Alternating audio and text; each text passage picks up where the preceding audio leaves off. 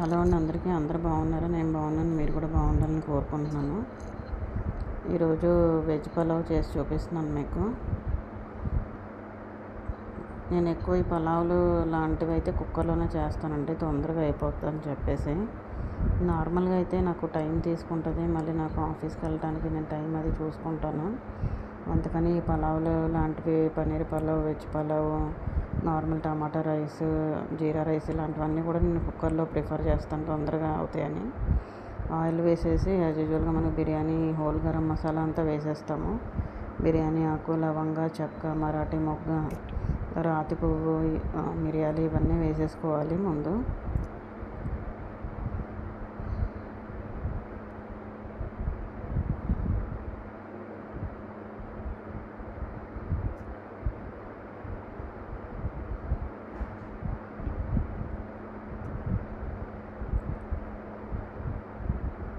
చాలా సింపుల్గా అయిపోద్దండి, మనకి తొందరగా అయిపోవటానికి ఇది మనకి జస్ట్ ఒక 20 మినిట్స్లో అయిపోతుంది అన్నీ రెడీ చేసుకుంటే.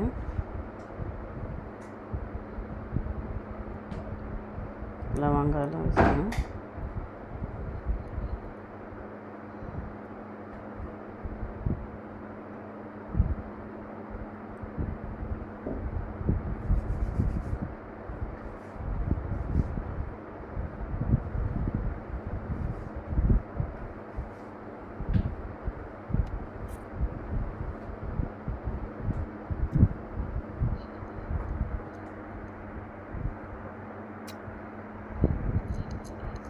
ఇవన్నీ కొంచెం దూరగా ఫ్రై అయితే సరిపోద్దండి. నేను రెడీ చేసుకున్న వెజ్జెస్ అన్నీ చూపిస్తున్నాను. క్యారెట్, ఆలు, బీన్స్, పచ్చిమిర్చి, టమాటా, జీడిపప్పు, ఆనియన్స్. ముందైతే ఆనియన్స్ వేసేసుకోవాలి.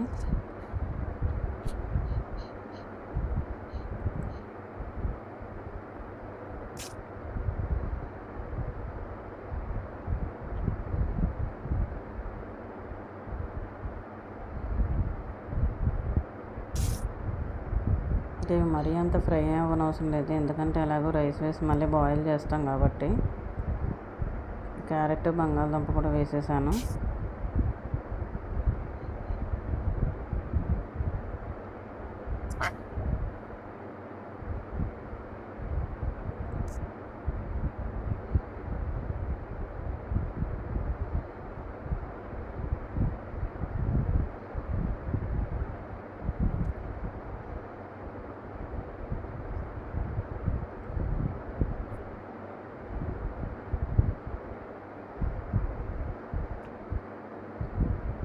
అల్లం వెల్లుల్లి పేస్ట్,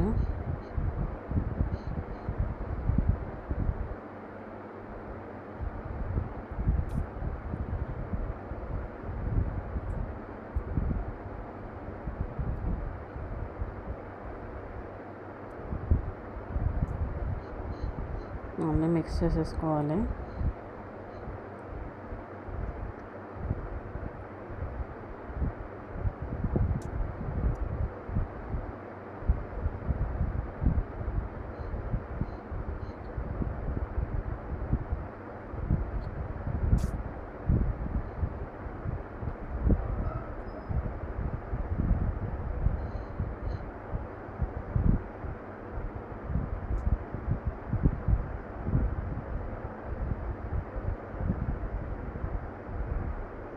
తర్వాత టమాటాలు అవి కూడా వేసేసుకోవాలి.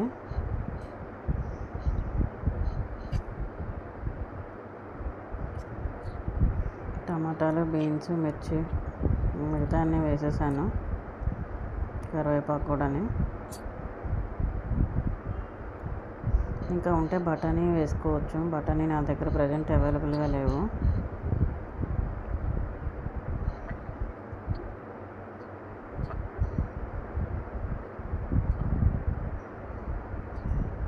చాలా సింపుల్గా అయిపోద్దండి, బ్యాచిలర్స్కి అయినా వర్కింగ్ ఉమెన్స్కి అయినా కానీ ఇది బెస్ట్ ఆప్షన్ అనమాట.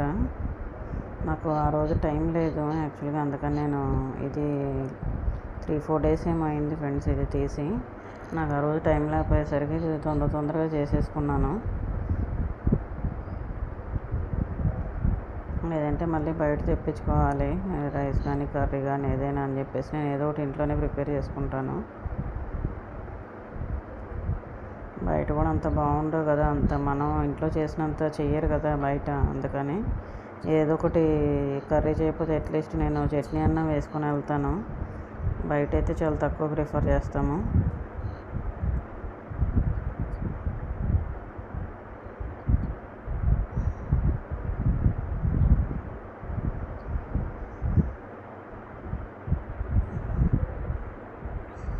ఆ మాత్రం ఫ్రై అయిపోతే సరిపోతుంది, ఎందుకంటే రైస్ వేసి మళ్ళీ బాయిల్ చేస్తాం కాబట్టి సరిపోతుందండి.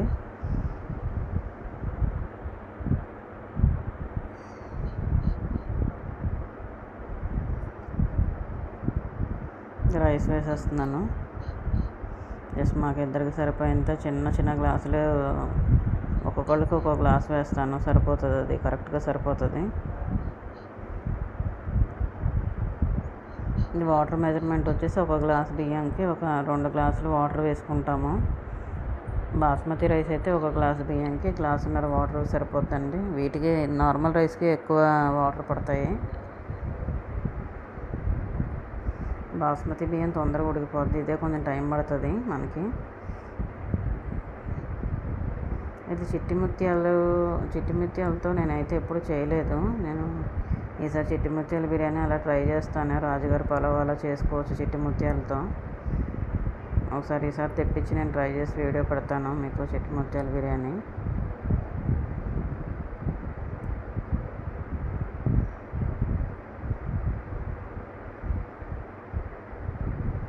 కొంచెం ధనియాల పొడి వేసాను.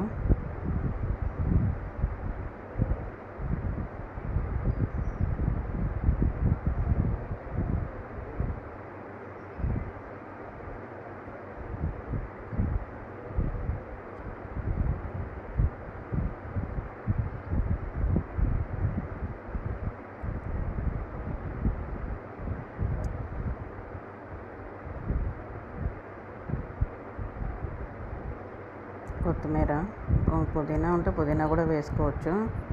పుదీనా నేను ఎందుకో తెప్పించను, పుదీనా తెప్పించలేదు, అందుకని నేను కొత్తిమీర ఒకటే వేసాను. పుదీనా కొత్తిమీర రైస్ కూడా చేసుకోవచ్చు అండి సింపుల్గా. అది కూడా చాలా సింపుల్గా అయిపోతుంది. అది కూడా ఈసారి ఎప్పుడైనా చేసి వీడియో పెడతాను మీకు, పుదీనా రైస్.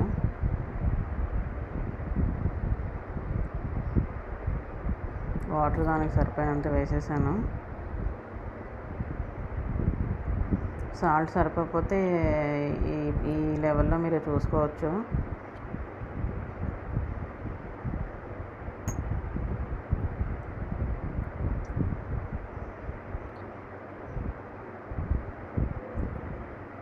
నెయ్యి వేసుకునే వాళ్ళు ఒక హాఫ్ స్పూన్ కానీ నెయ్యి వేసుకోవచ్చండి. నేనైతే నెయ్యి వేయలేదు.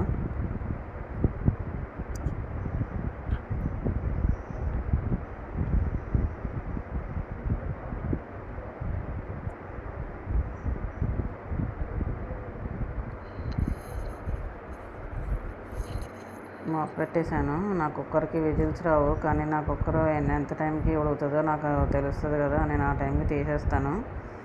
అది తీసేసాక చూడండి, క్యారెట్ పీసెస్ అన్నీ కూడా పైకి వచ్చి ఎంత కలర్ఫుల్గా కనిపిస్తుందో పలావ్ వచ్చేసి. కొంచెం చల్లారితే ఆ వాటర్ అంతా పోతుందండి.